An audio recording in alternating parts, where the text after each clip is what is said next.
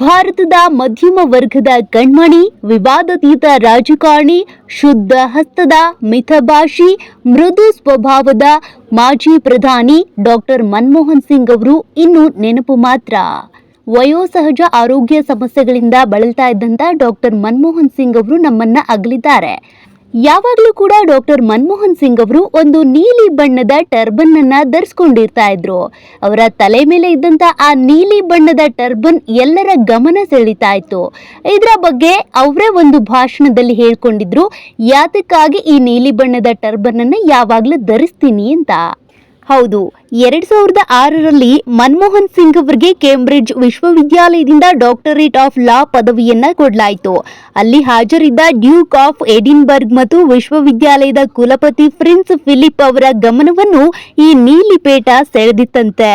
ಈ ವೇಳೆ ಮನಮೋಹನ್ ಸಿಂಗ್ ಅವರೇ ನೀಲಿ ಬಣ್ಣದ ಪೇಟವನ್ನ ಯಾಕೆ ಧರಿಸ್ತೀನಿ ಅನ್ನೋದ್ರ ಬಗ್ಗೆ ಹೇಳ್ಕೊಂಡಿದ್ರು.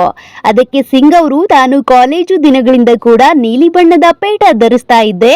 ನನ್ನ ಸ್ನೇಹಿತರು ನನ್ನನ್ನ ಬ್ಲೂ ಟರ್ಬನ್ ಅಂತ ನಿಕ್ನೇಮ್ ಇಟ್ಟು ಕೂಡ ಕರಿತಾ ಇದ್ರು ಅನ್ನುವ ಸಂಗತಿಯನ್ನ ಹಂಚಿಕೊಂಡಿದ್ರು.